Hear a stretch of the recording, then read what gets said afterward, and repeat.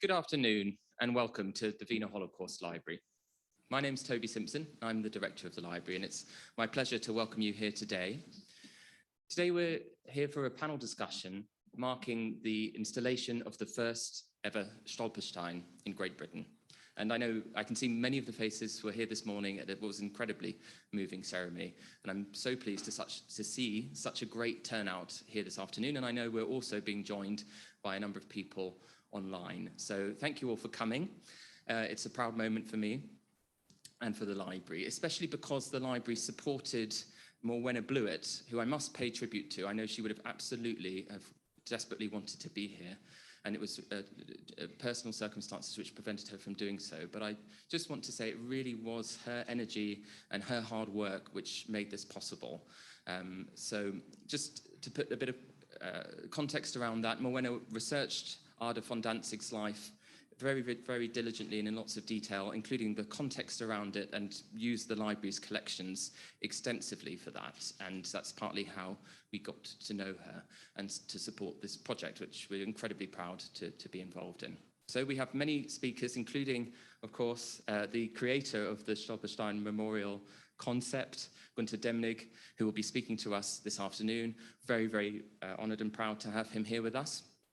And also several other speakers who you'll be introduced to shortly.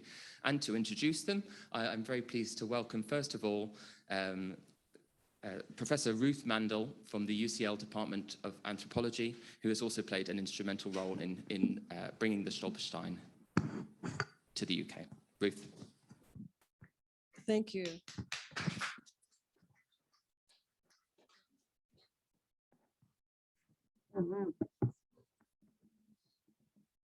Since I'm quite short, I will stand. Okay, thank you. And thank you to Toby and to the wonderful, wonderful supporting staff at the Wiener Library, without whom we wouldn't all be here. And thank you also to the Goethe Institute for their support. Very generous and appreciated. We're going to open this afternoon's event with some music to try to, to try to set the tone. David Barrows is going to be performing on soprano saxophone. Some of you may have heard him this morning, but the acoustics will be better now. David is a musician, a composer, and an activist. He's written music for film, theater, computer games. He's studied with famous jazz musicians and played in many genres, including jazz, classical, rock, Latin, klezmer, and many other world musics. He's toured in Europe and the Americas. He's produced 6 original albums on his own label and appeared in recordings for many other artists. And you can find him online, and he gigs regularly in London with big band and jazz. Today, he's going to be playing the second movement of Giacinto Scelsi's 3 pieces for saxophone. And he chose it for its meditative quality, and he hopes it will be appropriately serious and somber in keeping with this important remembrance of Ada Fondantsig. And the composer Scelsi was recording and composing rather during Ada's lifetime, and we thought it was appropriate to have this played. So thank you, Dave.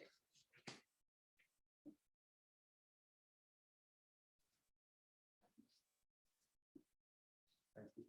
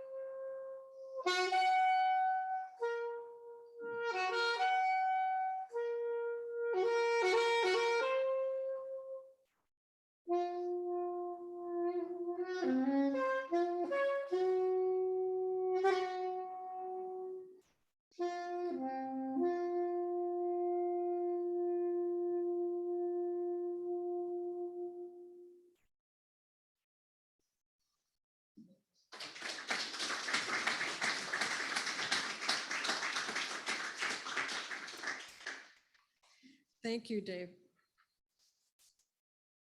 Now, as Toby mentioned a minute ago, Maureena Blewett is the reason we're all here today. She uncovered Ada's story several years ago while researching in oral history archives.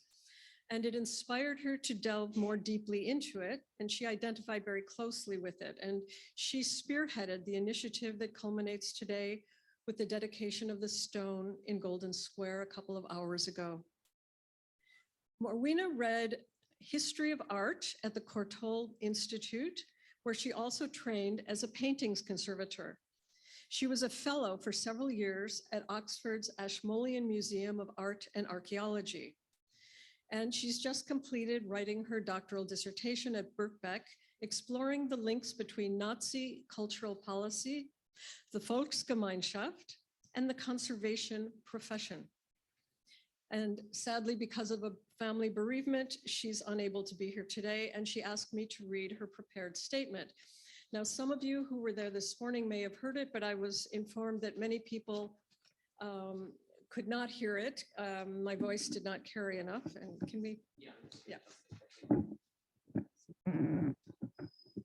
Thanks.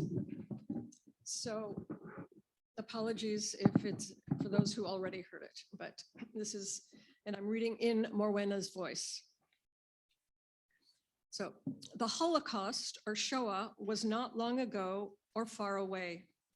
The laying of UK's first Stolperstein highlights the consequences of anti-Semitism and the geographical reach of family separation, displacement, and the murder of those who were formerly on British soil. The propulsion of the hatred meted out by the Nazi regime was compounded by the complacency of other countries. This meant that its victims were not always confined to those corralled in occupied countries or incarcerated on German soil. In the case of Ada Fondantsig, her path to Auschwitz started in Golden Square, Soho, London. Explanation, accountability, and memorialization in our civic spaces is a vital and potent route to awareness and can act as an antidote to both conspiracy theories and fading memory. The Stolperstein project is one that has a reach that is vast. It's the largest decentralized Holocaust memorial in the world, but each and every stone is an intimate memorial for a single victim. My motivation for organizing the placing of the first Stolperstein in the UK for Ada Fondantsig, a young Dutch secular Jewish woman working in London, comes from a sense of a shared career and a common adopted home. Ada was learning her trade as a paintings conservator in the studio in Soho. Ada was, like me and every student or intern I've ever encountered in my professional life, we all worked on similar challenging conservation problems. We all took delight in the intellectual and practical effort it took in solving them.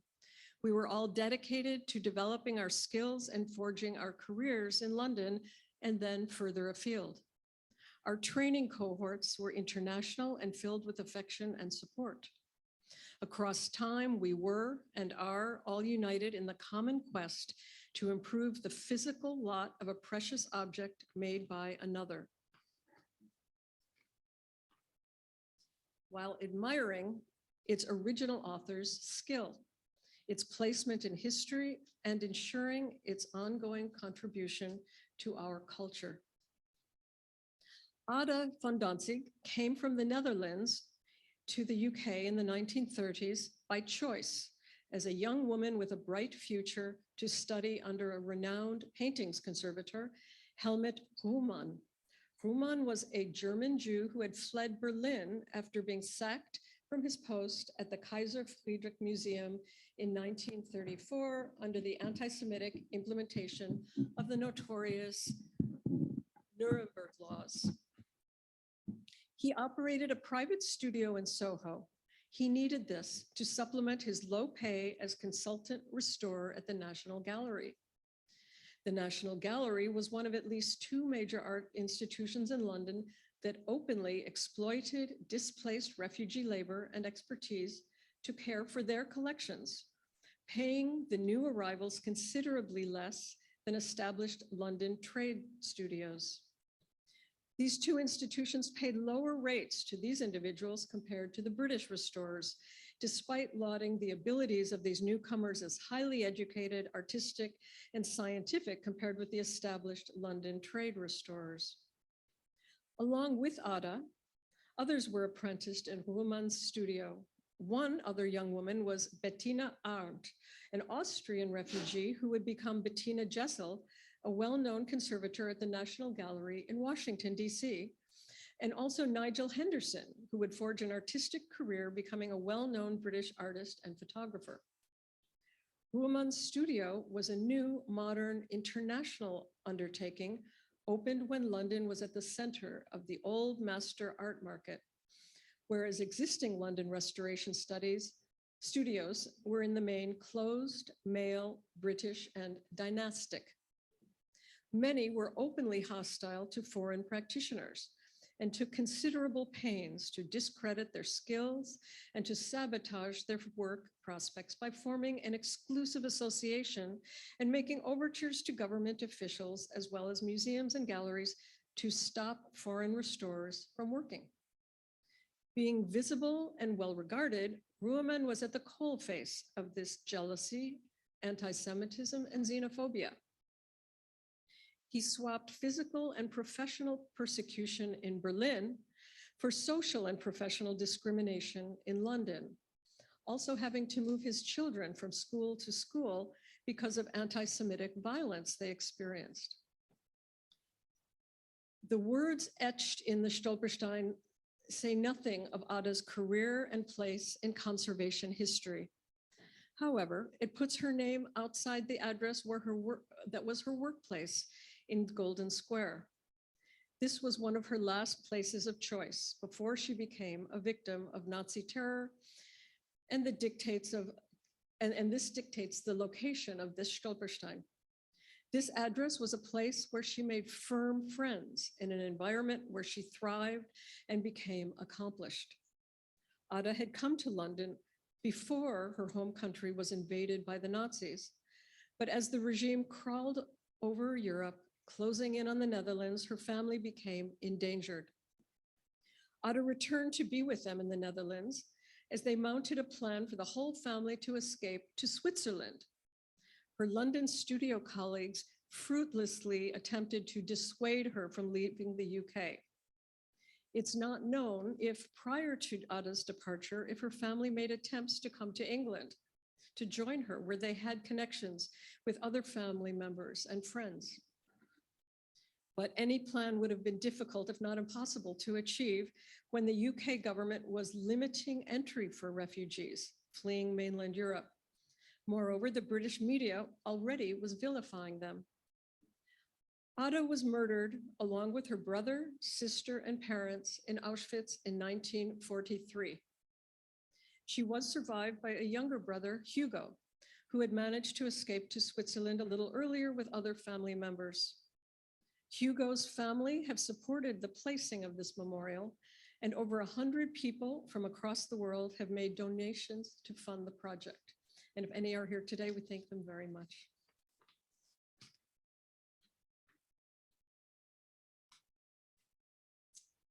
So now we're going to turn to our first speaker of the day, who is Gunter Demnig. And I will give a very brief introduction. Many of you already know who he is or have met him or seen him in action. So in some ways he needs no introduction, but for those of you for whom this is a newer acquaintance, I will give a very brief spiel about him. And since you're here to listen to him and not me. So this is a very abridged history. Gunter was born in Germany, and he studied, curated, and taught art for many years. He created the first Stolperstein in 1996, installed in Kreuzberg, Berlin, as a one-off statement about history and memory. However, it caught on, and today there are over 90,000 Stolperstein in, I believe, as of today, 27 countries. Each plaque is handmade and hand embossed. Gunter tries to install as many as he can personally, and he has spent much of the past 20 years on the road doing just that. Though most of the stumbling stones are in Germany, he has installed them in as far-flung places as above the Norwegian Arctic Circle, where I was privileged to attend 2 installations, in Greece, in Spain, in the Netherlands, in the Ukraine, and even in the town of Auschwitz. Gunter has received countless awards and commendations from national and municipal bodies, NGOs, political and human rights foundations, and the Jewish History Foundation. Recently, he was awarded an honorary membership of the New York Art Directors Guild, and many, many more. It's no surprise that his work, seemingly modest in form and practice, carries an enormous weight, the weight of memory and the weight of history, of genocide and renewal. It's captured the imaginations of many who have stumbled across it. And there are numerous projects elsewhere today that were inspired by a random encounter with a single brass stone in the pavement. As he says, quoting a Jewish source, a person is only forgotten when his name is forgotten.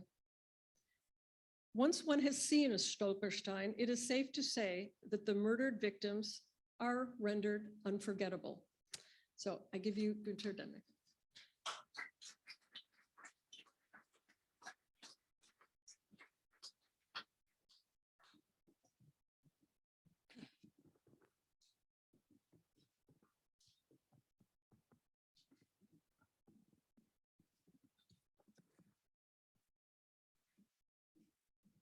Well, I'm sure in this circle, it isn't necessary to give explanation for the background of this project.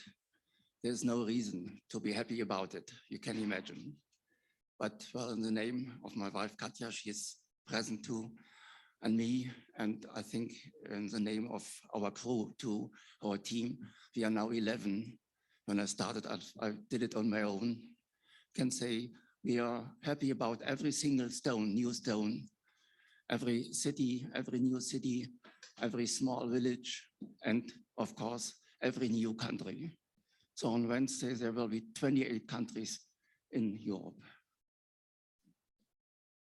And thanks to the organization, because it has to come from the cities, from the communities.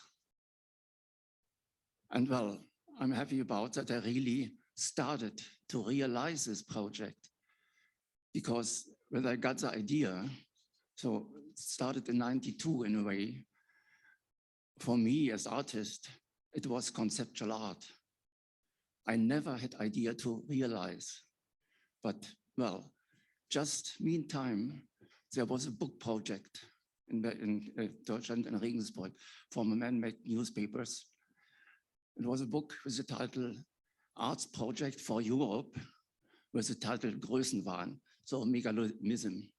And I thought, okay, that's right, it is Größenwahn, but it was printed. And then there was a priest in Cologne from the Antoniter Gemeinde. He got this book and then he told me, well, Gunter, you will never reach the million, but you can start small. So the beginning was not easy. And so the very first idea, bringing back the name, but the very first idea was then making plaques on the wall. And then I think I was lucky. There was a Jew working at the broadcast system in Cologne, born in Leipzig, with 22 victims in his family. And he told me, Gunter, plaques on the wall, forget it. 80, maybe 90% of the owners will refuse. And then came idea, well, why not the earth? So if you're visiting Petersdom in Rome, you have to walk about the graves. And then I got information, the more people are stepping on it, the higher is the honor. And another, I think, very happy thing, the interest of young people, of pupils. So first, I got warnings from teachers.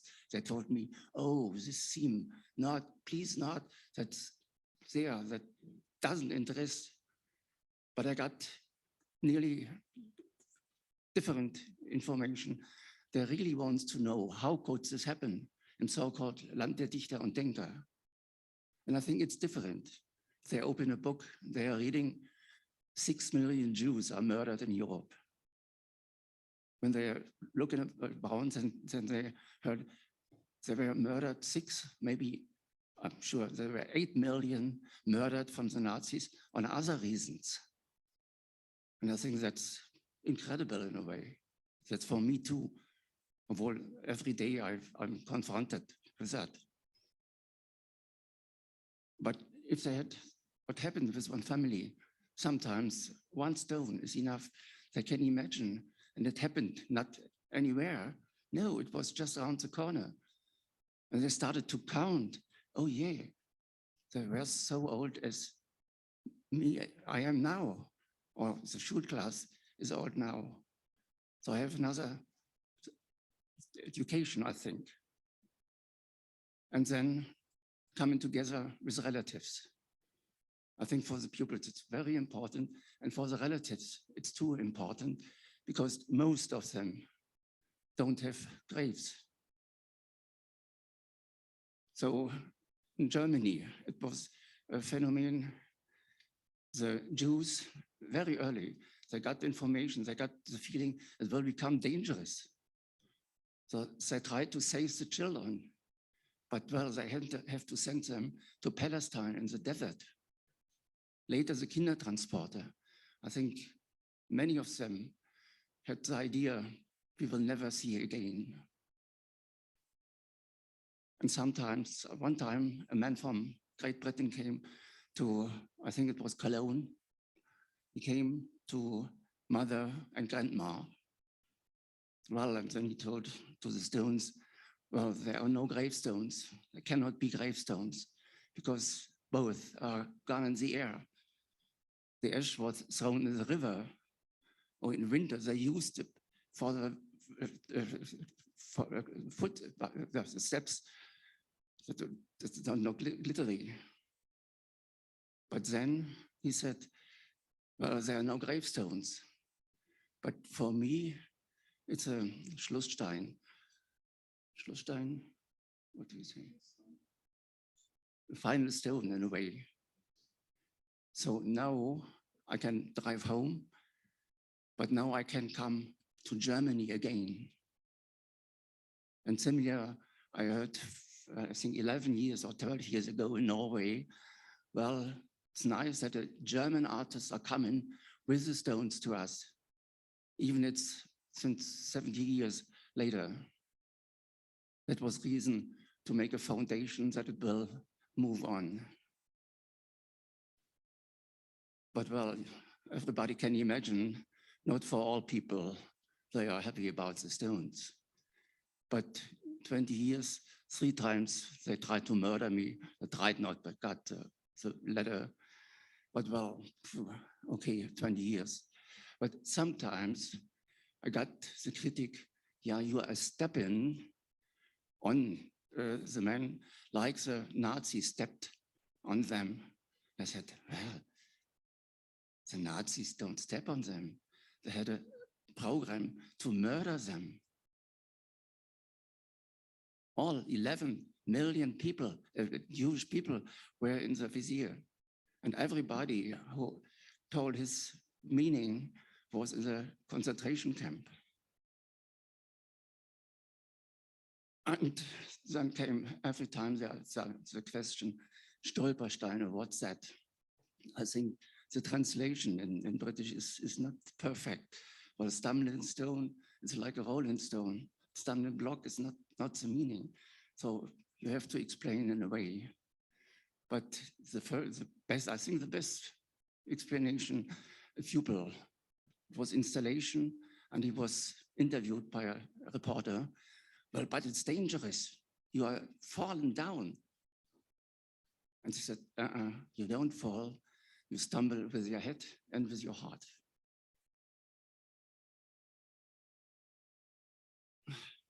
Well, in a way, we will go on. And I thank you.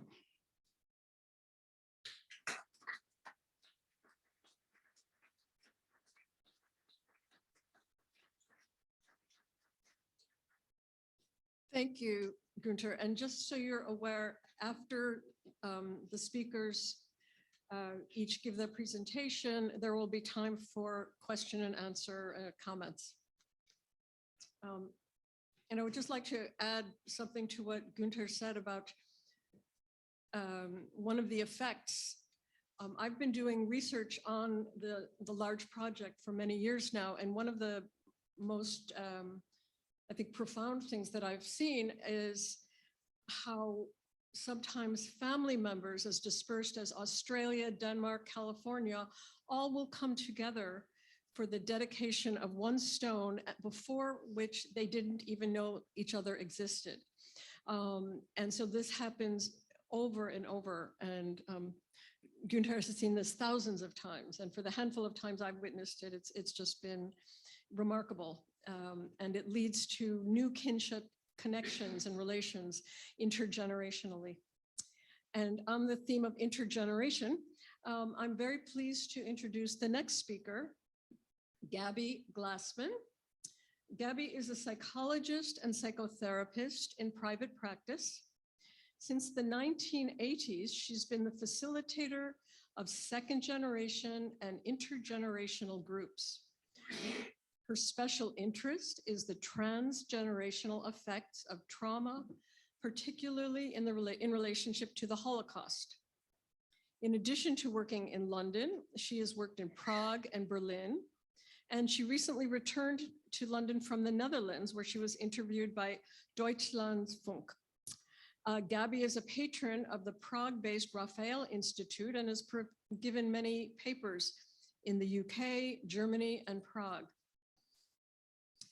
Her parents were both Holocaust survivors who fled from Germany to Holland, where Gabby was born after the war. She's lived in London for most of her adult life, and she's a trustee of the Association of Jewish Refugees. Thank you, Gabby.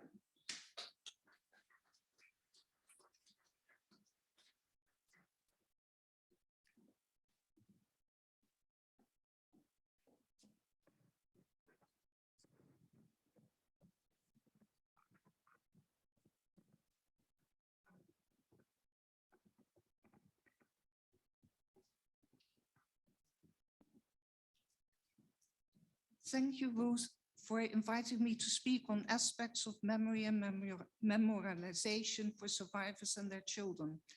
I will limit myself to my observations of responses of the survivor generation born in Germany and Austria and their children.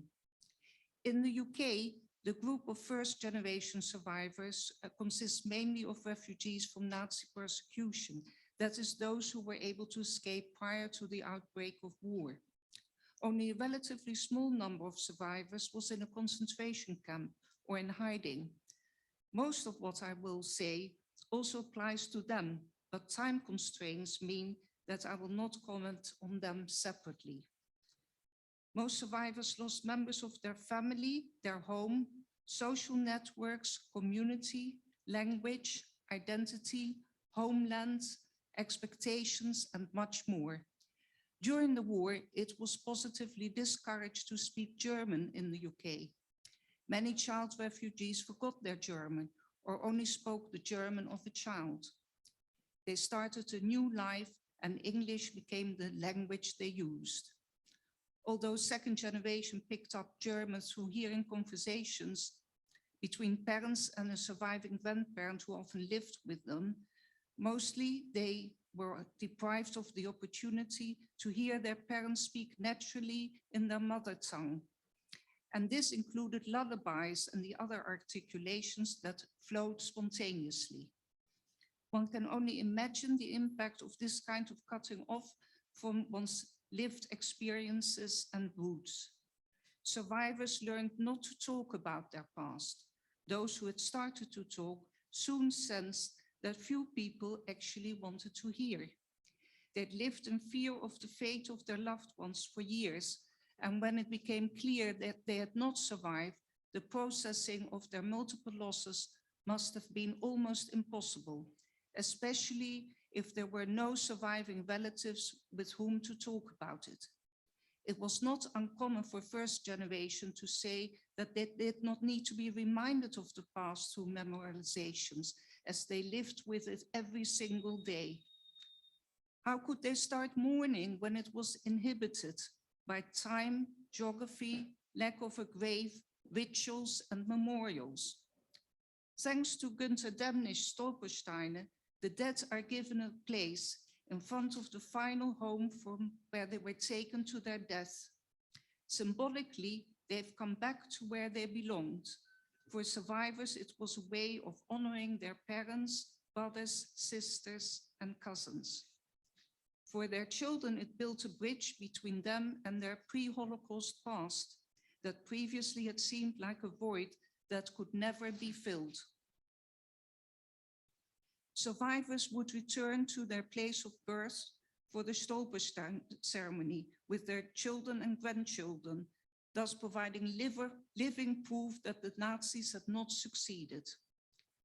With so many first generation having died, it now falls to the second generation to connect with their parents and grandparents' past lives, and this could also motivate them to do genealogical research.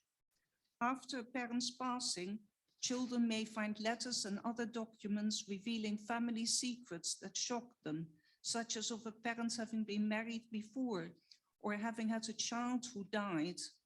Children may feel a responsibility to make the letters available to a wider public, or at least archive them.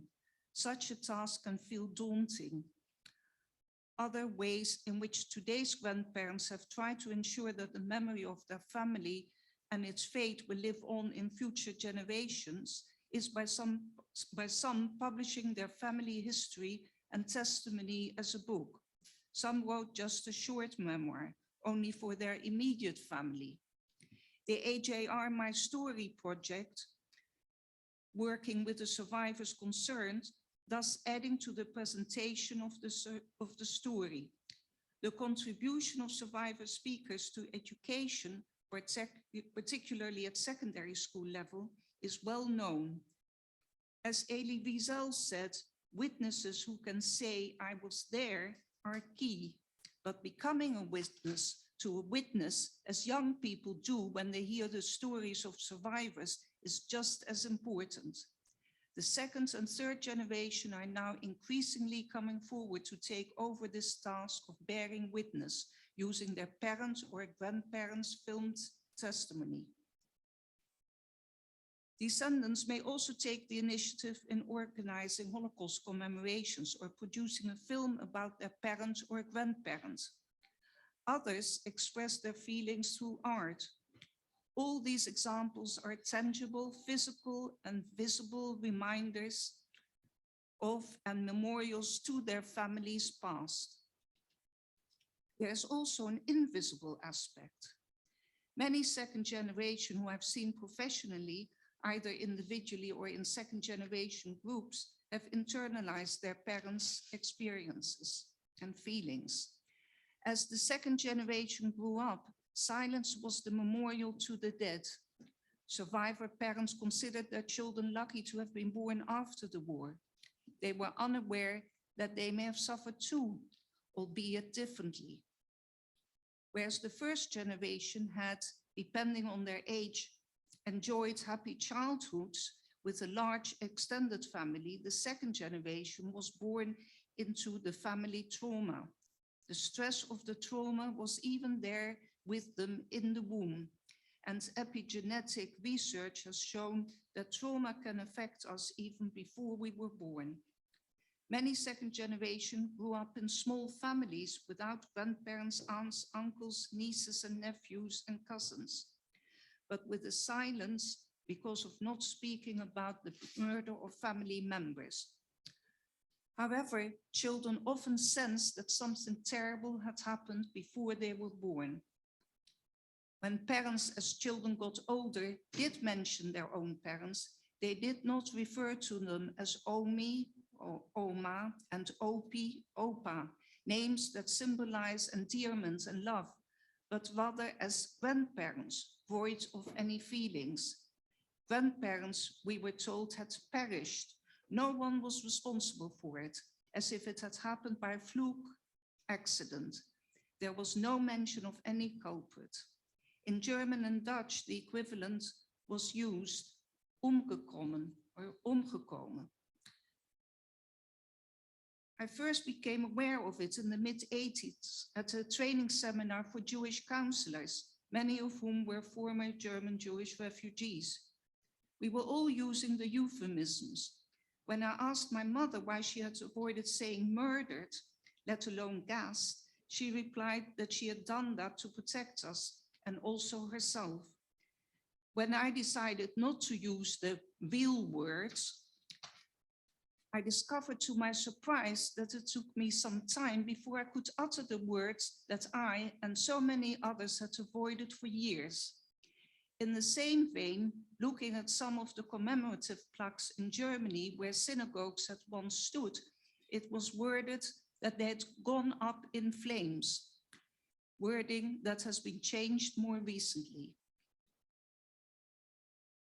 The Stolpersteinen may only have space for a few facts with their dates, but how powerful those words are as they state the indisputable, bare, honest truth. The dead are no longer anonymous or numbers. They are again people like you and me who had names, who had lived, who had homes, and who were law-abiding citizens living in and contributing to their community. Also, as Stolpersteiner are laid only after research into the person's past has been carried out, the sad circumstances that led to their death are revealed. It may be the first time that a descendant learns about what actually happened. They can now begin to mourn for what they did not have.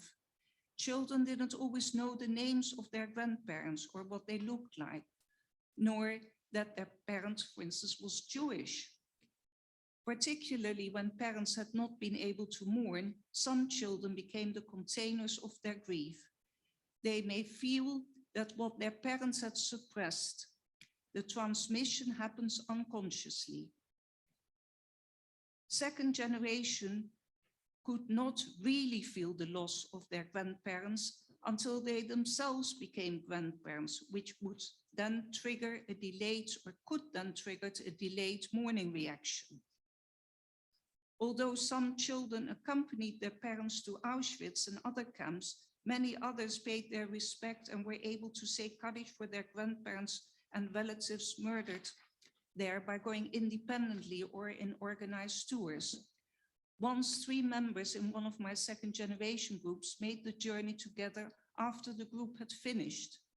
They commented afterwards that they had been there before. That's how it felt to them. And that the trip helped them to achieve some kind of closure.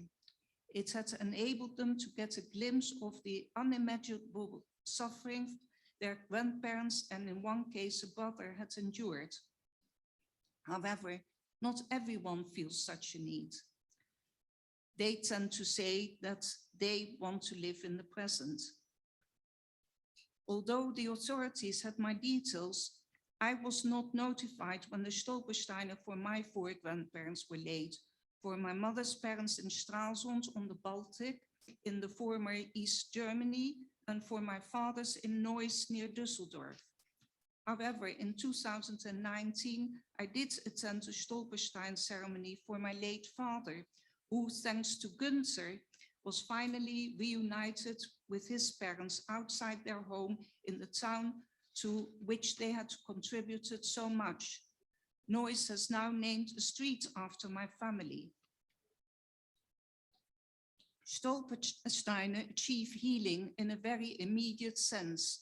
Through the linking of different generations of one's family, the resulting sense of continuity and belonging can be very life-affirming.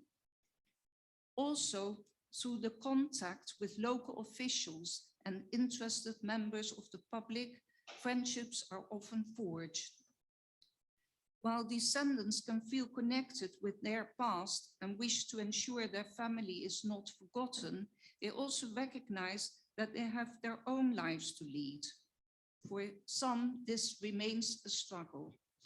Thank you.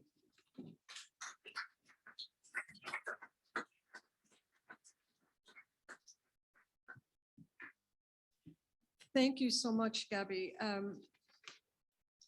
I think one thing in particular that we can take away from what you said was the critical importance of words and wording and lexical choice, to be formal, and the particular danger of resorting to metaphors in representing historical accuracy and how important that is. I'd now like to introduce our next speaker, Andy Pierce, a colleague of mine from UCL. Andy is an associate professor in Holocaust and History Education and is currently the interim director of the UCL Center for Holocaust Education. He's involved with the center's award-winning educational research and its acclaimed National Professional Development Program for in-training and in-service teachers. Andy is a historian of Britain and the Holocaust and writes about issues related to Holocaust history, memory, and education. And he recently published the volume, The Palgrave Handbook of Britain and the Holocaust. So Andy, thank you.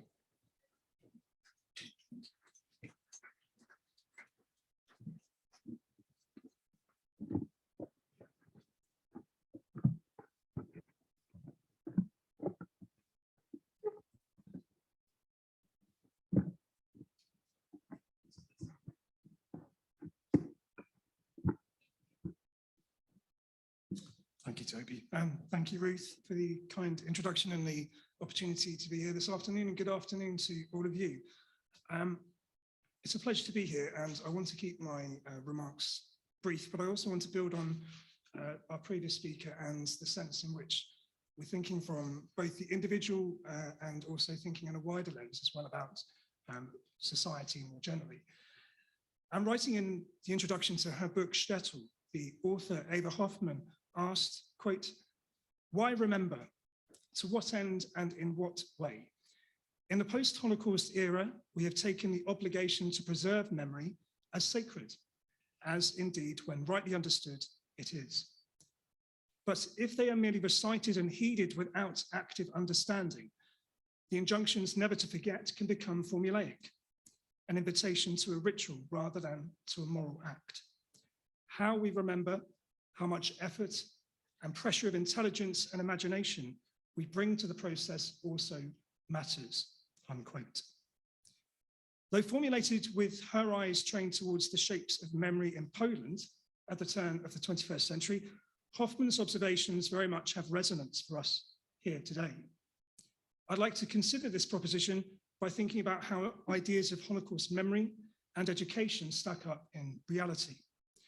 In the process, I will be drawing on insights from our work at the UCL Center for Holocaust Education, which is the leading institution in the world for research-informed student and teacher education.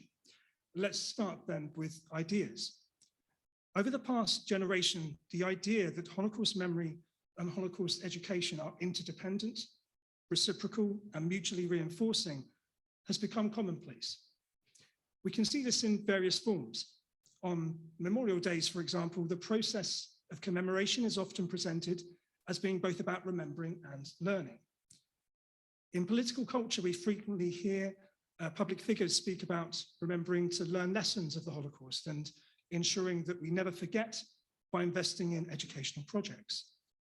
And in a number of educational programs, the notion of protecting, preserving, and perpetuating memory is either a primary or a secondary objective. In many ways, what these examples tend to share is the belief once articulated by Elie Wiesel that, quote, education occurs through remembrance and remembrance through education. Now, this idea is powerful and alluring. It appears logical and self-evident. After all, in real terms, in the processes of teaching and learning, acts of memory do indeed take place, and our memories can be educative. But the notion that memory and education are intrinsically about the same thing, working towards the same end and operating in the same way, needs perhaps to be problematized. There are some things, of course, that we can say about memory and education. We know, for instance, that memory and education are both conceptually complex and complicated. We know that they can take a multitude of shapes and forms, meaning that they resist close control and press against universal statement. And we know that whilst there are ways that memory operates in education and education employs memory, the context in which teaching, learning, and remembering occur critically influence the directions that they take.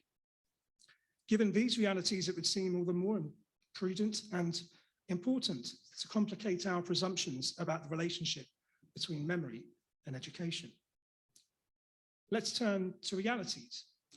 If we take the idea that teaching and learning represents the best means and the most effective conduit for preserving memory and pushing against forgetting, then it follows that what is happening in Holocaust education provides us with insights into our broader memory culture. In this vein, it's worth considering what young people in our society know and understand about the Holocaust.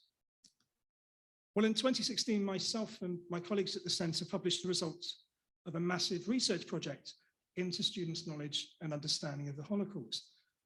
Over 9,500 students aged 11 to 18 from across England contributed to this investigation, and our findings were frankly arresting.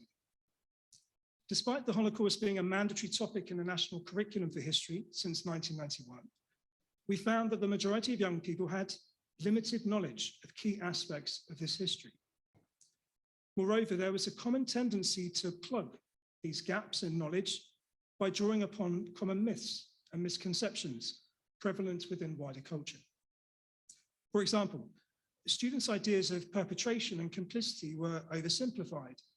56% of students aged 11-14, for instance, believed that Hitler was solely responsible for the Holocaust, with few aware of the involvement of regimes allied to Germany or collaborators on the ground. Relatedly, we discovered that most students knew something distinctive had happened to the Jews of Europe, but few could provide robust explanations of why they were persecuted and murdered. Tellingly, over 2/3 of students were unaware of what the term anti-Semitism meant. Nearly 55% thought mass murder had taken place in Germany, and the majority of students had limited understanding of the integral relationship between the Second World War and the Holocaust. Notably, given the occasion of our gathering today, students were typically uninformed or ill-informed about the British government's response to the Holocaust and were unable to critically evaluate Britain's relationship to the genocide. These are just some of the headline findings from our 2016 study, but it is worth viewing them alongside research we conducted into teaching practices. Our explanations into teaching about the Holocaust first began in 2009, and more recently we have undertaken new research examining trends and trajectories over the last 10 years. Encouragingly, we have found that over the past decades, teachers' subject knowledge and the levels of subject knowledge have generally improved. However, we've also discovered that a number of significant gaps and confusions remain. For instance, many teachers appear to have misunderstandings about the minority status of Jewish people in Nazi Germany. They didn't know very much about when the mass murder of Jews of Europe began, the motives that influenced perpetrators, or the actions of the British government in response to the genocide. Not having this knowledge has repercussions. It means that teachers are less likely to be able to identify and to correct students' misconceptions. And it also increases the risk that misunderstandings are perpetuated. So what then do these realities tell us? Firstly, we should not look to lambast and lampoon our young people and their teachers. I can tell you from our work with teachers over the last 10 years and beyond that there are some truly remarkable and inspirational things that are happening in schools. And young people and their teachers are perhaps more motivated to learn about the Holocaust than ever before. Secondly, we must recognize that students and teachers are products of the wider cultural context. And it is for this reason that the realities revealed by our research should command our attention. This is because they suggest that our historical consciousness and cultural memory of the Holocaust is blighted by several elemental gaps in knowledge and enduring misunderstandings. These center upon aspects of who the victims were, who perpetrated these atrocities, as well as where and when they took place. That we have a state of affairs like this in a country where Holocaust memory and education has social, cultural, and political prominence is striking. And the understandable question that arises is how to beget in this situation. Well, there are, of course, various factors at play, but Hoffman's earlier remarks perhaps might give us pause for thought, because they force us to ask ourselves whether in making our injunctions to remember, to never forget, we have tended more towards ritual and intonation rather than the pursuit of what she might call active understanding and interrogation. What then is to be done? At the UCL Centre, we work to address the situation as best we can through research-informed teacher training. We work with thousands of professionals every year through a variety of means and creating various resources. We know from our evaluations that teachers who undergo our training are more knowledgeable and more confident, and that their students' learning is dramatically enhanced. But improving teaching and learning about the Holocaust through our work is only part of the story. More broadly, we as a society need to reflect on how we approach the Holocaust as history, as memory, and as a present past in our world today. We must press against acts of memory and approaches to education that storify the genocide in ways which reinforce myths, misunderstandings, and misconceptions. Instead, we need our memory and our educational work to be disruptive, to unsettle us, to intrude upon our lives. For out of such disturbance is born curiosity and inquisitiveness, impulses that can be harnessed towards deepening knowledge and understanding about the people who once lived and about the processes that led to their murder. It is with that ambition in mind that I wholeheartedly welcome today's event, and I feel honored to participate in this panel this afternoon.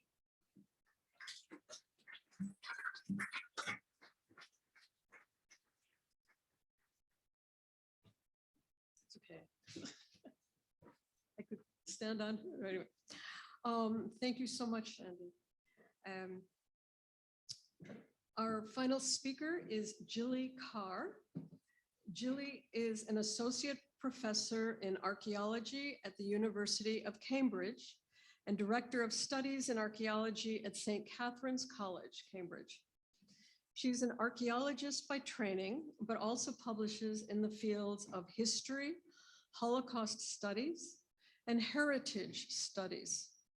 Jilly is a member of the UK delegation of the International Holocaust Remembrance Alliance, IHRA, and a member of the Academic Advisory Board of the UK Holocaust Memorial and Learning Center.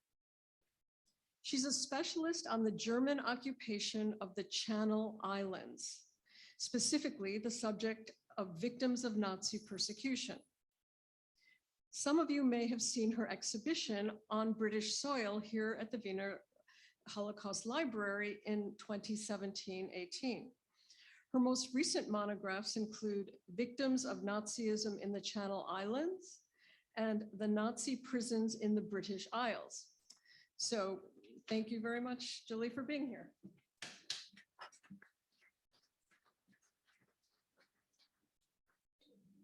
Thank you for inviting me. Right, I have a PowerPoint because speaking last this afternoon, I know you're all going to need waking up a little bit.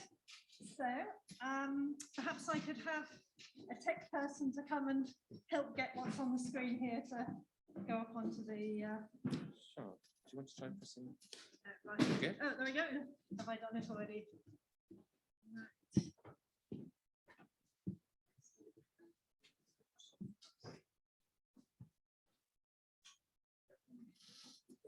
Probably. No, just okay. So I tend to walk and talk, so I better. Will everything fall apart if I pull this down or up?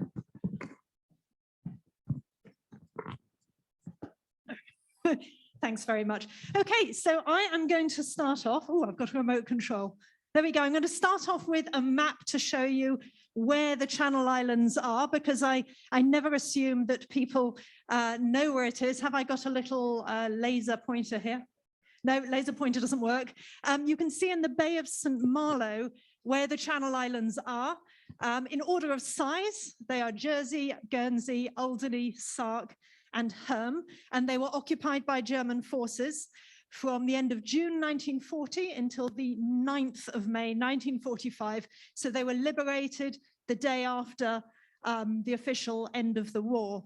And I suspect that some of you are thinking, gosh, I wonder if she has family in the Channel Islands. Indeed, yes, my family is from the island of Guernsey. It's where my mother's family is from, and my family came over to the Channel Islands as Huguenot refugees in the 1680s. So not Jewish refugees, but an earlier wave of refugees. So I thought I would start by telling you, in fact, I should preface what I say today with acknowledging that Ruth very kindly asked me to speak at this event. So thank you, Ruth. Sorry for forgetting to say that earlier, and thank you, Toby, for allowing me to speak. Ruth asked me to talk about the Jews of the Channel Islands and their story and the way that the Jewish community remembers and is remembered in the Channel Islands today. So I'm going to start off historically by talking about what happened in the Channel Islands 1 month before the Germans arrived to invade. And what happened in the Channel Islands is very similar to what was going on in the United Kingdom at this time, and that is the internment of enemy aliens. In other words, people who had arrived in the UK from Austria, Germany, and indeed Italy were interned in the UK at this time. And the internment of enemy aliens was also carried out in the Channel Islands, but it only happened for 1 month in the Channel Islands, and that's because the Germans were coming.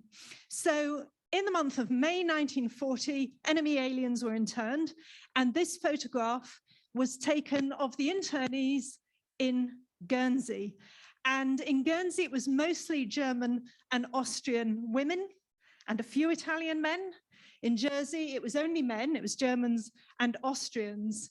But what is not known is how many of these people were Jewish.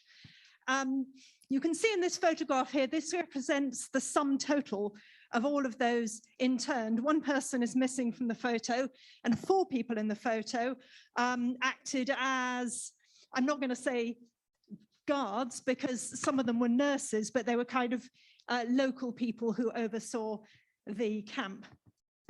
It wasn't any kind of harsh regime. If those who are more interested in reading about this, I had a paper in Holocaust Studies last year, so I'll let you look that up at your leisure. But such are the conditions of internment that 5 of these women who are interned are holding their pet dogs.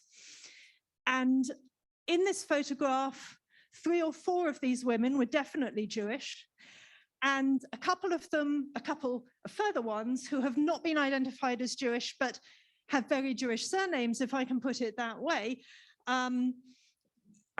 I think that in the occupied Channel Islands, there were more Jews than were identified as Jewish during the German occupation.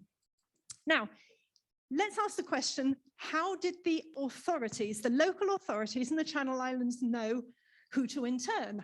How did they know who the Germans were, who the Austrians were, who the Italians were? Well, it's all in this book here. The light isn't great, so this book is called The Aliens Register, in brackets, employed. So when an alien or someone who is not from the Channel Islands and not from the United Kingdom, when they arrived in the Channel Islands, the aliens officer would make a note of their name, their date of birth, their permanent address, all of these details about them, their nationality. And so this book, this Aliens Register, is closed. It's in the archives in Guernsey. It's a closed record. The records in the Channel Islands are not digitized. The search catalogue is not digitized. So it's very hard to find things. This isn't perhaps even known to exist. But after a year of petitioning the local police, who are the gatekeepers of this particular archive, I got access to it and was able to analyze it. So basically, the aliens officer knew who was German, knew who was Austrian, because they had this book. And this book plays an important role later on, so don't forget about it. Now, let me tell you just a little thing, a little bit of information rather, about the experience of being in the occupied Channel Islands if you were Jewish. So as I say, the Germans occupied at the end of June 1940, and you're probably wondering, some of you might be wondering why I use the word German rather than Nazi, and I suppose it's just the way that the occupation is always spoken about in the Channel Islands, always written about by scholars, is the German occupation rather than the Nazi occupation, for various reasons that would probably take me a little bit too long to get into. But one might say that the regime was similar to other countries in Western Europe, but probably slightly softer. I recently came across a document in the Imperial War Museum. It was a statement taken from a member of the Geheime Feldpolizei who was interviewed by war crimes investigators. And he said that he was under instructions to treat the people of the Channel Islands with tact and leniency. And that's a relative term. Whether it applies to the Jews or not, we will see. But we have in the Channel Islands around 32,000 soldiers, German soldiers, guarding around 65,000 islanders. So it was a very intense occupation. And if we think about what that means for a lot of people had Germans billeted in their houses.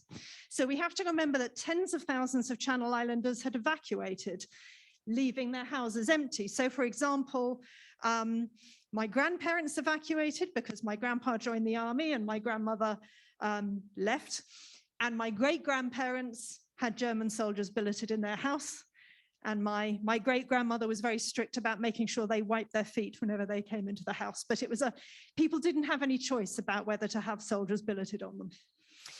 There were 9 anti-Semitic orders passed through the royal courts in the Channel Islands, but the hunt for Jews began in August 1940. So 2 months after the Germans arrived, they started getting information, trying to get information about the Jews. And one of those things involved interviewing everybody who had been interned.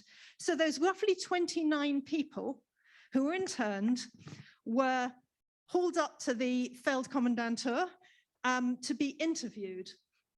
And this is very interesting and very important. I think this is quite a crucial point because they interviewed them at the time that they were looking for Jews.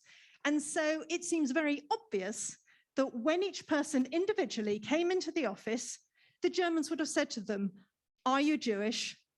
Who else with whom you were interned? Who else was Jewish?" And I think this is just my hunch, that when you get a group of 20-odd women who had all had the common experience of leaving Austria and Germany in the 1930s, whether they were fleeing Nazis and whether they were Jewish, I'm sure that at some point during that internment, they would have said to each other, why did you leave? And I'm sure these people would also have confided in each other their stories of why they left. And so it is my hypothesis that the Jewish women who were interned, and we know there were 3 or 4 of them, probably told the other women, or at least told the other Jewish women, that they were Jewish. And this means that when the Germans were interviewing everyone who was interned and said to them, are you Jewish? Who else was Jewish who is interned with you? I think that those who were Jewish would have been very worried that the others might have identified them as Jewish. And this becomes important in just the tick, so bear that in mind. Anyway, now at this time, when the local anti-Semitic laws were being passed through the royal courts of the Channel Islands, the local authorities said, these laws don't matter, we can pass them because all the Jews have evacuated. Now, what they probably meant was, as far as they knew, all people with British citizenship who were Jewish had evacuated. And just like our attitudes of today, refugees don't matter. I think this is what was in their minds. And so the people who were caught up with the anti-Semitic legislation in the Channel Islands were far and away those without British nationality. And this matters because British nationality made the difference between life or death in the occupied Channel Islands for the Jews. Now, we don't know the size of the Jewish community in the Channel Islands before the Germans arrived, because nobody ever counted and there aren't any records, but it's thought to be in the region of around 50 people, pretty small. Now, how did the Germans, when they were trying to identify the Jews in the Channel Islands, how did the Germans do it? And people oftenly assume that the Germans did it through surnames. There's no evidence for this. I'm also asked, did the Channel Island authorities turn up at the houses where the Jews live and arrest them? No, that didn't happen. I've also been asked, did local people turn in the Jews? I know of 2 examples where this happened, one definite, one probable. So there was a little bit of that. But as I say, there were 2 categories of Jews in the Channel Islands, people with British nationality, people without British nationality, and that made a difference. So we know that most of those with British nationality had evacuated before the Germans came. And most of those left in the Channel Islands, as I say, were Jews without British nationality, and these were the migrants and refugees of the 1930s. So moving beyond common assumptions, which for the most part are wrong, how did the Germans really identify the Jews in the Channel Islands? Well, let's have a look at the terminology, the wording of the first order relating to measures against the Jews. So this one dates to October 1940. And the wording was, those who belong or have belonged to the Jewish religion or who have more than 2 Jewish grandparents are deemed to be Jews. And infractions of the order are punishable by a fine or imprisonment. So 12 people came forward to be registered in Jersey, and 5 people came forward to be registered in Guernsey. But let's talk about collaboration, because this is always the elephant in the room when we talk about the Channel Islands, and I'm very willing to take any questions about this afterwards. And I always say to anyone who wants to have this conversation that it's important to ask, what does this question mean in a Channel Islands context? Because when we think about collaboration, I guess we think about the French example, don't we? We might consider people who joined the Nazi Party, or people who joined the SS or joined the Wehrmacht, or who were heart and soul collaborators because they believed in the ideology. And that's not really what you find in the Channel Islands, because there was no Nazi Party in the Channel Islands and you couldn't join the Wehrmacht. Those were not 2 options, if you like, in the Channel Islands. And so let's go back to this book of employed aliens. When the Germans were writing to the local authorities to say, give us a list of your aliens. They went through actually all these different nationalities, not just German and Austrian. Give us a list of all of your Hungarians. Give us a list of all of your French, all of your Swiss, all of your Norwegians. They went through all of the lists, all of the nationalities. And immediately, or very quickly, and without any quarrel, lists were handed over, and they were handed over by, let's name, the aliens officer, this is in Guernsey, the aliens officer, William Sculfer, the Attorney General, Ambrose Sherwill, who became the bailiff after the war. So the bailiff is like the Prime Minister in the Channel Islands, and Victor Carey, who was the bailiff of Guernsey in the Channel Islands. And where did they get this information? So when the Germans said, give us a list of all the Germans in the island, the authorities had the information in this book. Now, you might say, okay, what were the alternatives open to them? They could have destroyed this. They could have lied. They could have said, oh, well, no, this book was taken away by some of the evacuees. We don't have it. They could have said any number of things. They could have denied its existence.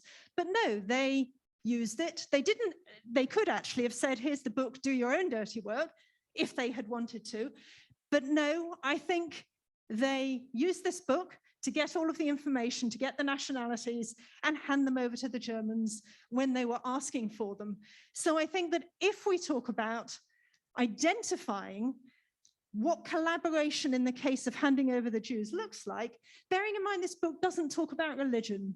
So they handed over lists of nationalities, but these lists didn't say anything about religion. I should make that clear. So I'm going to tell you a little bit about some of the Jews in the Channel Islands and what happened to them. And I'm going to start off with Mary Richardson. This was a pseudonym, and Albert Bourdain, who sheltered her. She married, so Mary is a Jewish woman. She married a British officer, Mr. Richardson. So her real name was Erica. And she went into hiding with Albert Bourdain, and Albert Bourdain was declared righteous among the nations in the year 2000. And he was a physiotherapist, and he treated people in his consulting room in his basement. And he's also known for having hidden political prisoners on the run as well. These are perhaps my favorite couple from the Channel Islands. This is in St. Helier in Jersey. This is Dorothea. This is Dorothea, this is Hedy. Their story is remarkable because Dorothea was born Dorothea Lebrock, and she fell in love with and married an Austrian baker who came to the Channel Islands in the 1930s. His name was Anton Weber. And when the Germans arrived, Anton was forcibly drafted into the German army. And so Dorothea found herself married to a German soldier because, of course, after the Anschluss, Austrians were German. So she was disowned by her family because of this. This is Hedy Berku. Hedy was born in Romania, and her family had moved to Vienna. And Hedy originally was working for the Germans as a translator. And her papers were stamped with a J. And you might think, gosh, how can a Jew who has papers stamped with a J be working for the Germans and not identified as Jewish and persecuted and sent to camps? Her brother can only explain it, or her brother, who's no longer alive, explained it as she was very, very beautiful. And anyone who saw her would have been bowled over by her beauty, and that saved her. But there's another thing that saved her. She was dating a German soldier who she later married. So both of these women were in relationships with German soldiers, which is fairly incredible. And we think the German soldier who she was with and who she later married after the war, we think he protected her. Their story has been turned into a book, a novel, and it's also going to be a stage play. And anyway, it's an incredible story. I can tell you more about them later if you like, but I can see Ruth will be looking at her watch, and Toby will be booting me out the back door if I start getting into it, and you'll all be looking at your watches too. So in 2016, Dorothea Lebrock was made righteous among the nations. I submitted her case and did all the research for Yad Vashem, so the process was pretty quick. And in 2018, she became a British hero of the Holocaust. So the images here, top left, we are looking at Dorothea Lebrock's second cousin, because her family had ostracized her because she'd married a German soldier and she had no kids. There was no one in the island who remembered her. And after a lot of research, we found a second cousin who didn't know she existed. So it's rather a sad story, but here he is with his family picking up the award, and there was a ceremony in Jersey. And these are some images from the ceremony in London for the British hero of the Holocaust. And we are looking at two children here on the right of Hedy Berku. And as I say, she married her German soldier after the war, and they had 3 kids. And he died a few years later. He went into hospital for an operation and never came out again. And so there's a whole story there about the kids never knowing they were Jewish and only finding out as adults that this was their story. And it's an incredible story. I tell you, it should be made into a film one day if anyone will believe it. Let me tell you about some other stories of Jews in the Channel Islands. These are the 3 women who were Austrian and Polish: Theresa Steiner, Marianne Gunfeld, and Augusta Spitz. And they were non-British Jews. And so they were deported to France in April 1942, and then they were rounded up in France, in Angers, and deported to Auschwitz in July 1942, and none of them survived. And I was in Austria last year, in Vienna, and I don't know how many of you are aware that there's a new Holocaust memorial in Vienna that's just been opened that lists the name of all Jews deported from Vienna, and I was pleased to see that Augusta Spitz and Theresa Steiner have their name on this memorial. So I just wanted to insert a couple of pictures there. Let me tell you about John Max Finkelstein. He came to Jersey in 1932 from Romania, and in February 1943, he was deported to Laufen. Now, I should say that in addition to Jews being deported from the Channel Islands, other groups of civilians were also deported. So in September 1942 and in February 1943, a total of 2,200 Channel Islanders were deported to civilian internment camps in Germany. And the people deported were targeted for being born in England as opposed to being born in the Channel Islands. So that was in the first wave of deportations, but in the second wave of deportations, those targeted were British Jews. As I say, these are to civilian internment camps. British Jews, people who'd spent time in prison for acts of protest, defiance, and resistance against the Germans, people who'd served as officers in the army, who might be the kind of people who would train others in acts of resistance, so the Germans thought. And large families from the island of Sark were also deported because there'd been a British commando raid in Sark several months before, and the Germans wanted to take retaliations against people in Sark. So it's all rather complicated, but John Max Finkelstein was rounded up in the second wave of deportation with hundreds of non-Jewish islanders, and he was sent to Laufen with hundreds of non-Jewish islanders. But because he was Jewish, he was identified, pulled out of the civilian internment camp, taken to a few other camps, and pretty soon ended up in Buchenwald. And this is his card, which I found in the archives here at the Wiener Library, at the International Tracing Service, but he survived. He left a testimony, which he wrote in the mid-1960s, which is absolutely heartbreaking. And if anyone wants to read the testimonies of the people who were deported from the Channel Islands, I can give you the website. Let me tell you the remarkable story of Esther Pauline Lloyd. So remember I said a little while ago that I'd come across this record at the Imperial War Museum where a member of the Geheime Feldpolizei had been interviewed and said that he was instructed to treat the people of the Channel Islands with tact and leniency. And I asked if that applied to the Jews of the Channel Islands. I think this is one example which might help answer that question. So Esther Pauline Lloyd, born Esther Silva, born in 1906, and she moved to Jersey. She was born in England, but moved to Jersey in 1937 and had married a Gentile. She was deported in the February 1943 deportations.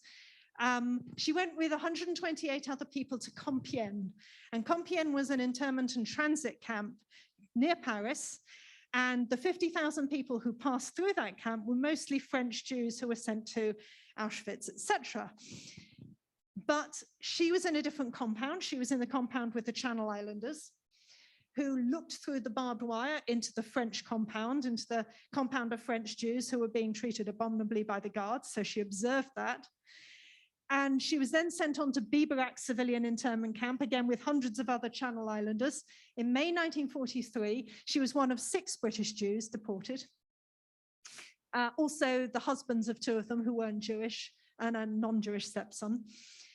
But while she was in her civilian internment camp, she appealed, and she said, I should not have been deported as a British Jew, because she said, only 2 of my grandparents were Jewish, and the rules are that you had to have more than 2 Jewish grandparents to be deported. She was actually lying. She had 4 Jewish grandparents, but she appealed, and she has to be tell me if I'm wrong, I don't know, but I think she has to be the only Jewish person who appealed and got let out of a camp. Does anyone else know of any other example? No hands in the air. So she returned to Jersey, into occupied Jersey on the 25th of April, 1944, and lodged a formal complaint against the aliens officer. The aliens officer in Jersey was a bit of a job's worth, that's putting it politely. And she complained that he should not have registered her as Jewish, because she got away with lying and said that she was only half Jewish. Let's move on to Julia Barry. Now, Julia Barry is a controversial case because she was a Hungarian Jew who arrived in Guernsey in 1939, and she always denied being Jewish. She was interrogated several times, but she said, I'm not Jewish. And she had no Jewish paperwork, no incriminating paperwork, so no one could prove she was Jewish. So she was informed upon, and she was informed upon by the owner of a shop, because she had a reputation for being a black market queen, and she was undermining the shopkeeper with her prices. She entered into what she later admitted was a marriage of convenience. In April 1942, she married an Irish guy who was 20 years younger than her, Jeremiah Barry. And the date of April 1942 is very interesting because she got married 1 week after the Jews without British nationality were deported. So I think she got very scared and sought this marriage of convenience very quickly. But nonetheless, she was deported in March 1944 for spreading the BBC News. And she ended up in Ravensbrück, where she'd gone via Fort de Romanville prison. But she joined the Lager Polizei. So we don't know if she was on the side of the angels, being on the camp police, but she survived. I'm sure many of you are familiar with the white buses that were sent to rescue Scandinavian women from Ravensbrück. But the British and the American women also managed to get on those buses. And she always liked to talk about having a British nationality, even though she'd married an Irish guy. But anyway, she wangled away onto the buses, and she left many testimonies. She testified to the War Crimes Tribunal about Ravensbrück. She testified in the local newspapers in the Channel Islands, in the News of the World, in 1964 in her compensation testimony. I've written an article about her, which will be coming out later this year. Very interesting person. Two more little case studies I want to squeeze in to tell you about, because the Channel Islands is just full of incredible stories. Not to say that every single story that about the war is incredible. So I'm sure that these people don't stand out above others necessarily, but Miriam Jacobs, who changed her name in the mid-30s to Miriam J, she was a British Jew in Guernsey, and she was living with and in a relationship with, get this, George Ridgway, Solicitor General, whose job it was to write the anti-Semitic legislation in Guernsey. I don't know how that relationship worked out. I don't know whether they had any little arguments at home. I suspect so. But actually, he died during the war.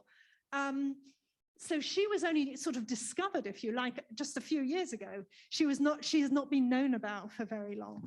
So you know, there's all sorts of really amazing stories. And the last amazing story I'm going to throw at you before I move on to memorialization is the story of Lucy Schwab. Now, I don't know how many of you are familiar with the surrealist artists who went by the pseudonyms Marcel Moore and Claude Cahun. And their actual names were Suzanne Malherbe and Lucy Schwab. They were French surrealist artists.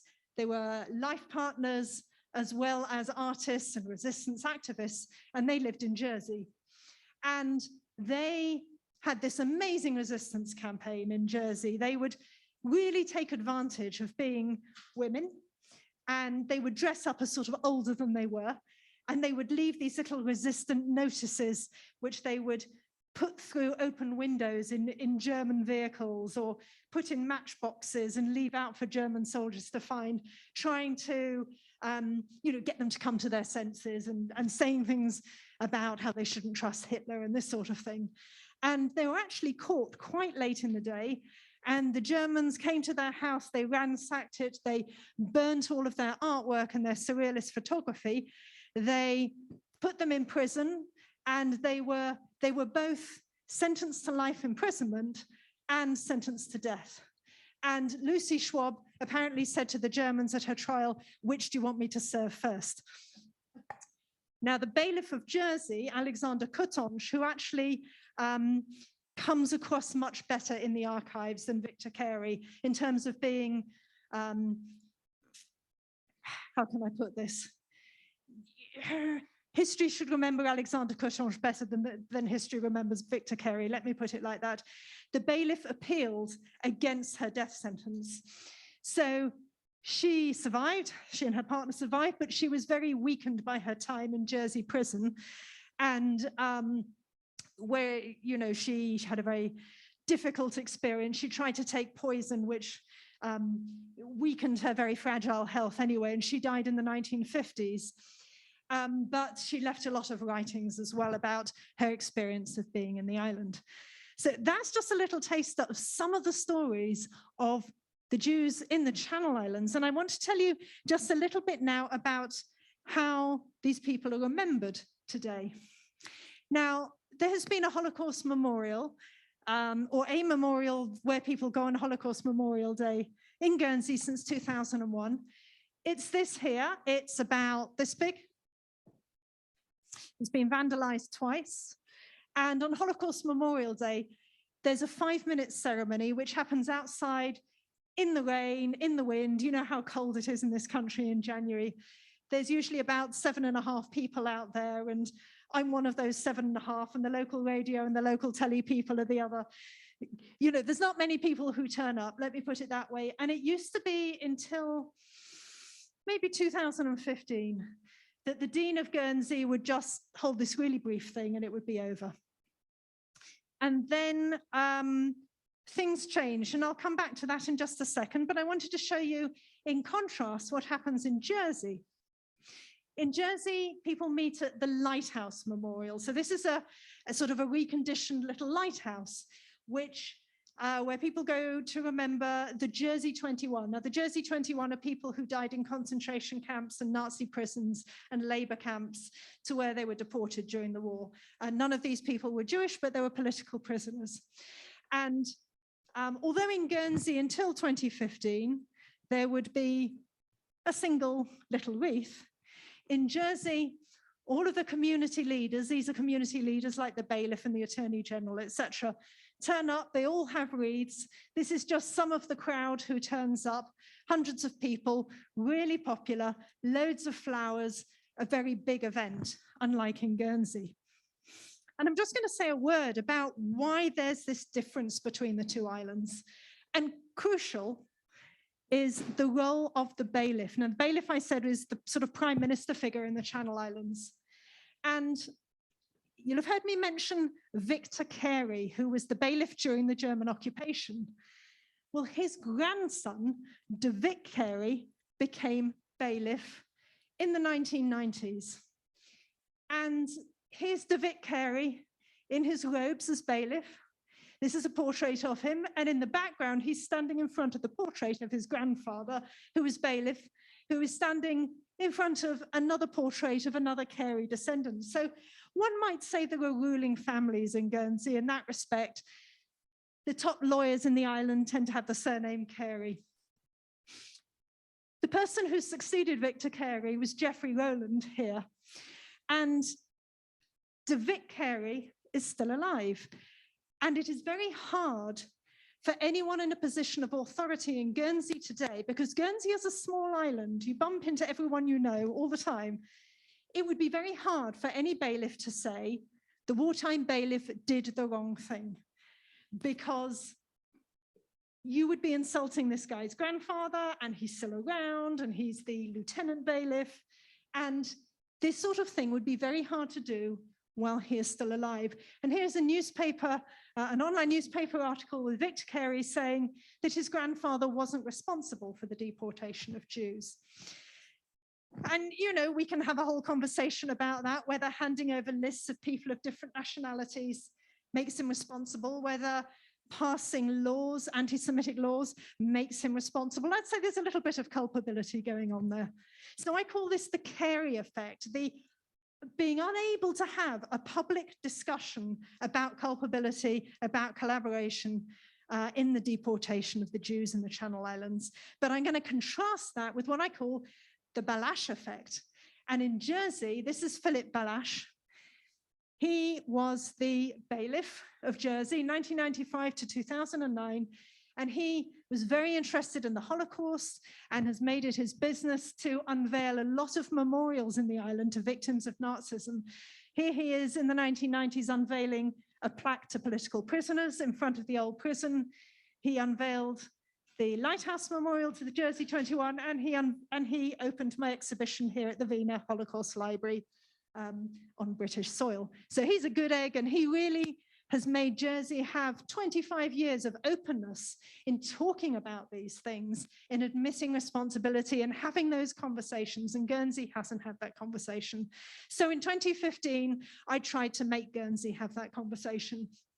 And because it was a big anniversary of the liberation of the camps, I invited islanders whose parents or grandparents had been sent to a concentration camp to talk about their parent or grandparents' experience.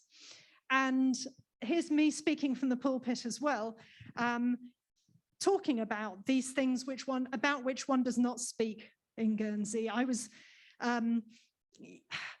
breaking a few taboos, and the light isn't so good, so you can't see the expression on these clergymen's faces. They're various denominations, but their faces are all kind of, I can't believe she's saying these words. I can't believe someone's saying this out loud. We don't talk about these things. But I believed it was important to talk about it. And these people believed it was, this is Janet Duckman. Her mother was sent to Compiègne. She's Jewish. His father was in Buchenwald. His father died in Hamelin prison. Her aunt wrote to the Germans and said, you shouldn't treat the Jews this way. There are various, you know, the congregation was mesmerized. They'd never heard these stories before. I tried to get things to change, and this worked for 3 years. And then people got really uncomfortable that this was a moment where things were being talked about which people didn't want talked about. So there's no more services. It's gone back to being a short ceremony outside on Holocaust Memorial Day. And this year, Holocaust Memorial Day didn't even take place in Guernsey. Instead, Yom HaShoah was commemorated in April. And I hope that next year they will also commemorate Holocaust Memorial Day. But I also want to use this as an opportunity to sidle towards Gunter and to persuade him to come to the Channel Islands. And I hope this will be a way to get these conversations happening. I know in Jersey, you would be welcomed with open arms. But in Guernsey, I'm sure there will be people who would welcome you with open arms, but I think it would be a really important thing to do. And that's before we even have the conversation about Alderney, where there's a mass grave, where there's 2 concentration camps, where there's 3 slave labor camps. This is SS Lager Zilt in Alderney. It's, this memorial plaque was put up by Polish survivors in 2008 There's no information plaque. There's no other commemoration at the sites, at any of these sites. It was recently decided this year by the local authorities that there was no need for an information plaque here. You know, this drives me crazy, but I really hope that in the future we can do something to change things in the Channel Islands. And if anyone wants to do further reading, there's this book on the Jews of the Channel Islands, published by Frederick Cohen, who is the chair of the Jewish congregation in Jersey. It was published in 2000. And if you're very keen, there's a couple of my books, Victims of Nazism from the Channel Islands and On British Soil, Nazi Persecution in the Channel Islands. This was my catalogue, which went along with my exhibition here at the Wiener Holocaust Library. So thank you very much.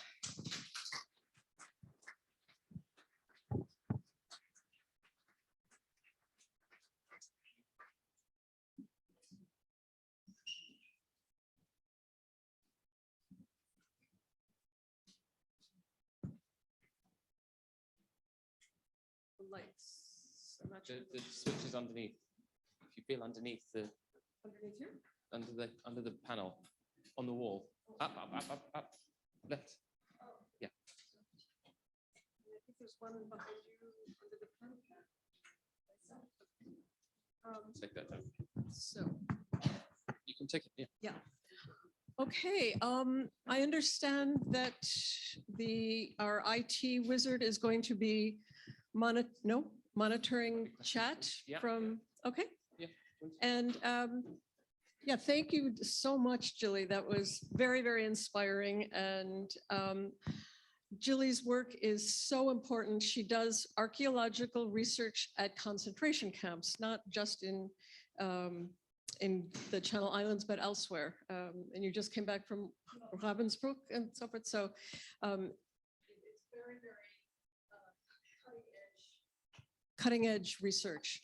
So I would like to open it up for any questions or comments. And Toby has a mic, roving mic, and for anybody on the panel.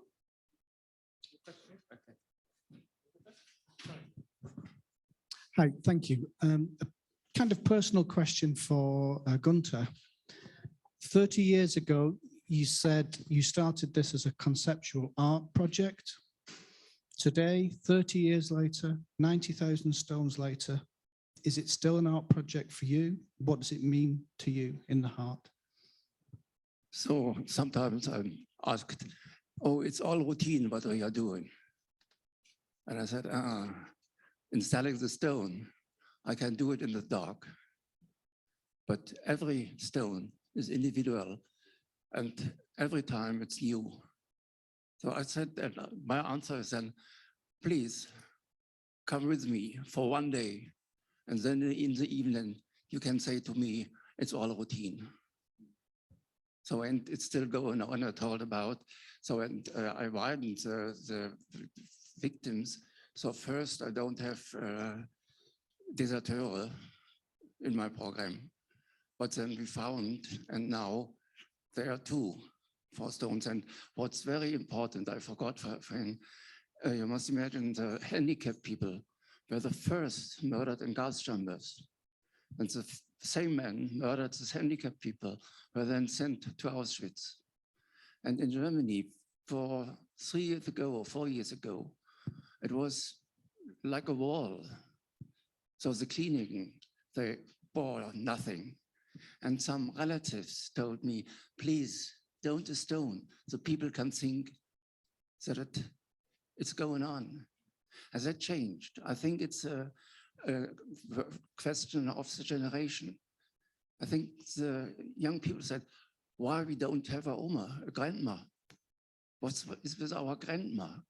And so, for example, in Backnang, a small town near Stuttgart, they installed 25 stones for handicapped people murdered, but there are 6 Jews murdered. That's incredible. But now it's growing. It's still growing. It's incredible.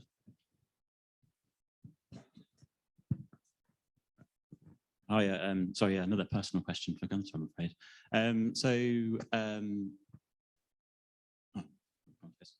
Sorry. Sorry.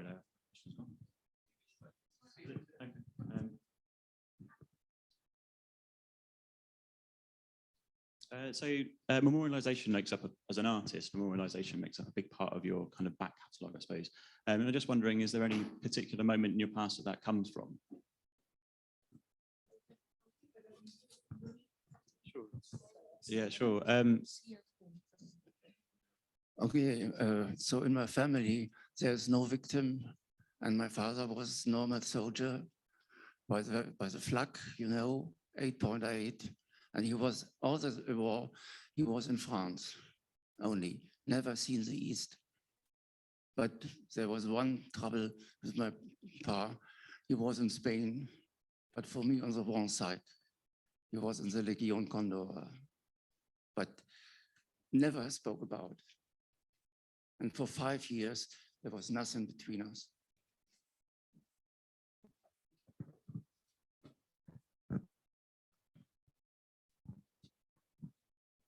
I've had 15 Stolpersteiner laid, and I'm on the waiting list for many others. So I'm very grateful and committed to the project. But on the other hand, when I've been in Germany, in Berlin and Frankfurt lately, to lay for the laying, I just see people walking by and not looking down, not looking at it. I'm looking, but other people walk by. How confident are you that it has an effect on more than a small group of people?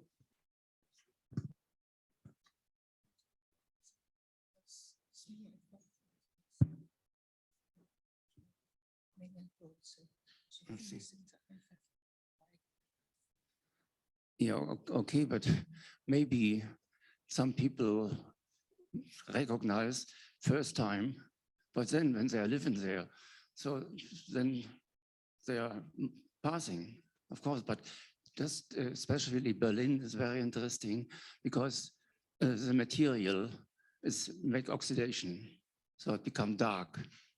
But in Berlin, there are several schools who have so-called Putzpatenschaften. So in January and in November, they go out and polish the stones. And that's discussion, of course. And that's important for the pupils, I suppose. Yeah.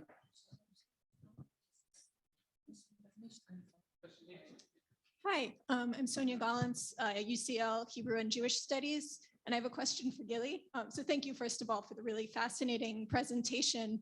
I know you mentioned that there wasn't an accounting of the number of Jews in the Channel Islands, but I was wondering if there was any sort of Jewish communal structure, if there were institutions, prayer groups, were there enough people for a minyan or prayer quorum, or was there a Jewish section in any cemetery? I was just wanted to hear more about what Jewish religious life or cultural life or any sort of communal structure might have been like. Thank you. Thank you.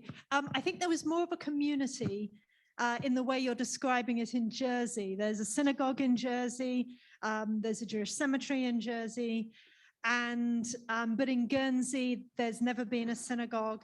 And I think there's sort of about 7 Jews in Guernsey at the moment, and they're all very elderly. So there isn't really a community as such in Guernsey, but there has been one in Jersey since the 18th, they think maybe the 18th century, but definitely the 19th century. So the way in which they've tried to calculate how many Jews were there before the war, because as I say, no records were kept of this, is really based on people's memory of who was there.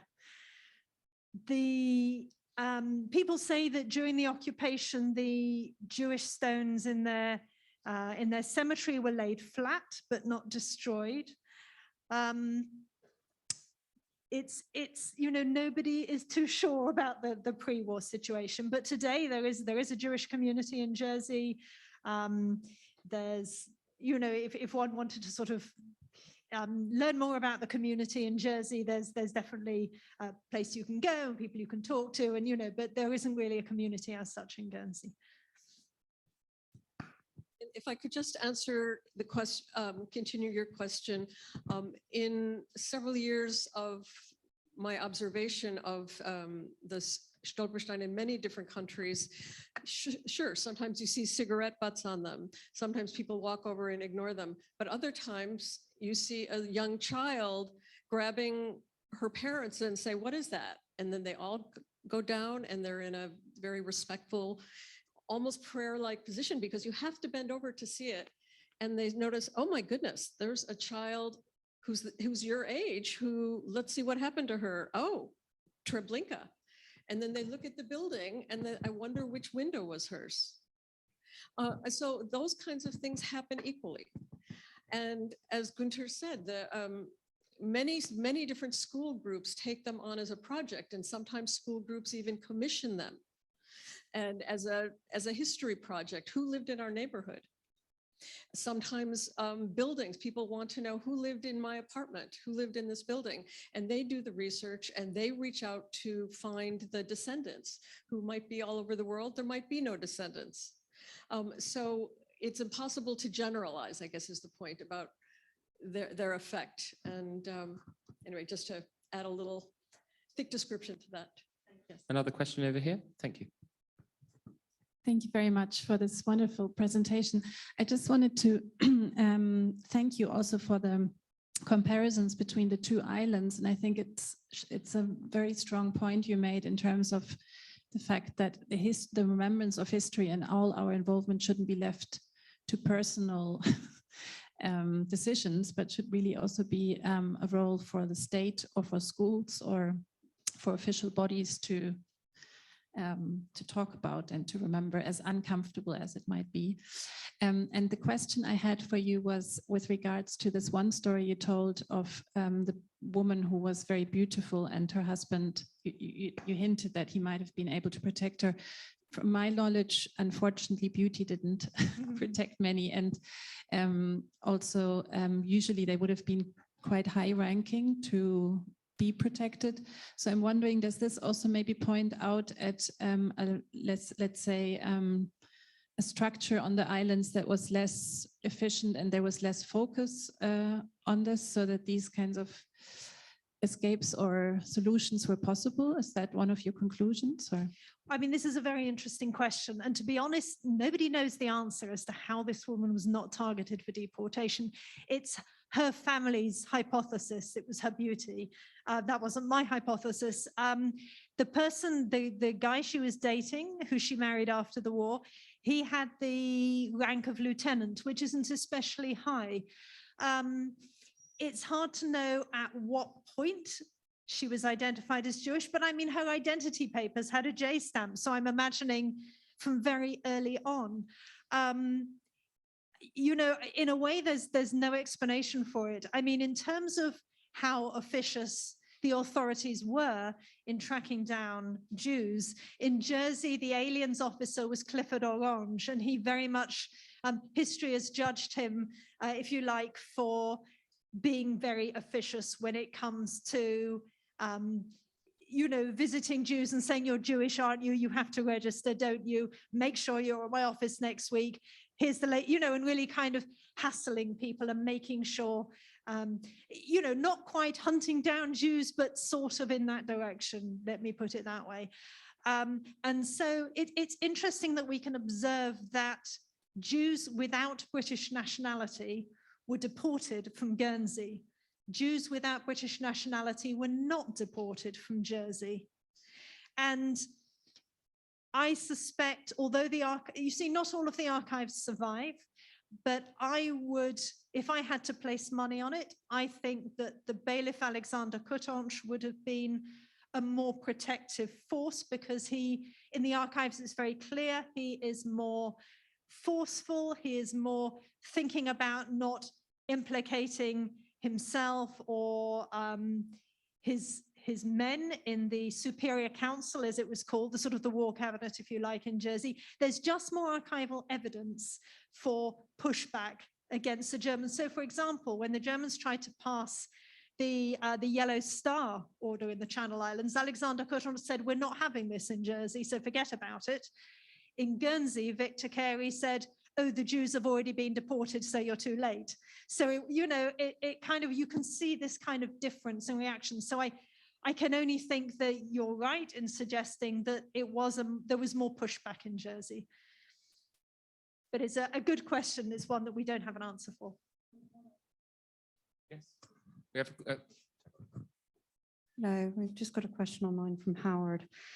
Given the decision to place the Stolperstein on the ground rather than the walls, what would you say, Gunter, think about the decision of the Munich Jewish community not to allow that?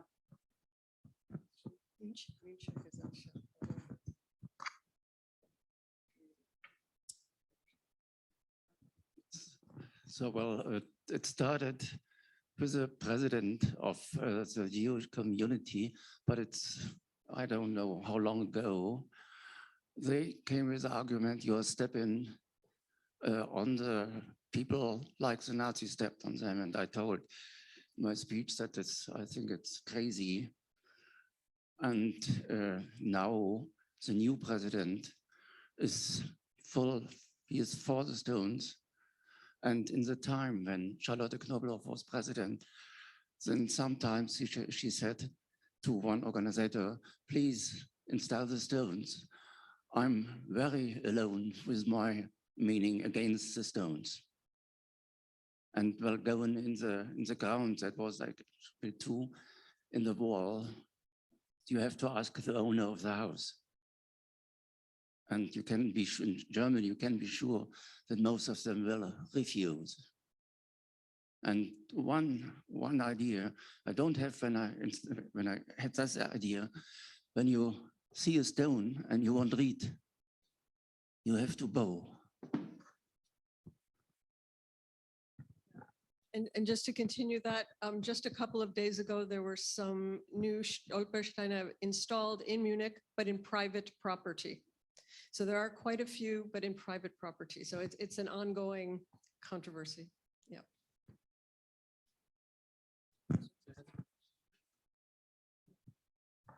Hi, thank you for this marvelous presentation. My question is about the descendants. Are descendants always notified? Is there always an effort to search out the families of those memorialized on Stolperstein?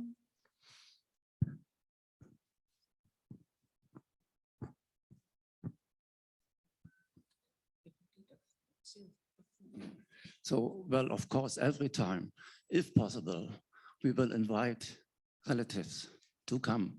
And sometimes they are coming from 3 continents, 5 countries, or the farthest traveling to Cologne from Tasmania. And one time, there were stones were installed, and there were 2 groups. And then one of them said, oh, well, we have to be relatives. But they really don't know. But just in this moment, they have felt, okay, we are one family. You can imagine how many handkerchiefs are used in this moment then. And that, I think that's very important for the project, because many of them people never had seen before. You can see they are gone in the wind, just around the world, and then gathering. So one time was important because there were 2 daughters saved by Kindertransport. And so, but the parents were murdered in Auschwitz. Kindertransport, and there were 2 employers, one murdered in Minsk, the other in Mali Trostinec. And of course, I made all the 6 stones. And the 2 sisters came from Ecuador and from Scotland.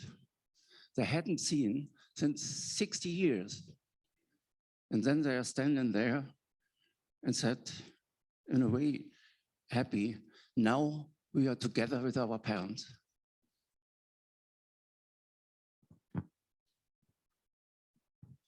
Yeah, it's very, very powerful. So thank you. Any,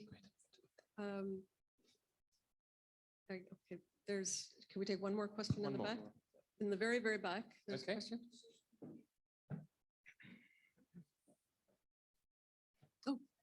Oh, I didn't see. Okay, well, yeah.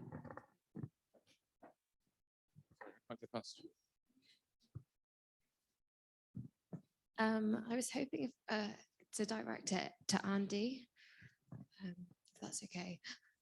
I was after hearing you talk about the research you're involved in, I was wondering what you think is more dangerous, being uninformed or being misinformed, and sort of what are we doing to change the way it's being taught in schools?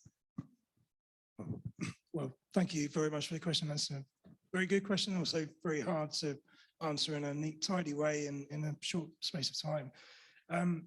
I don't think it has to be an either or. I think being uninformed and being misinformed both pose challenges and dangers in and of themselves.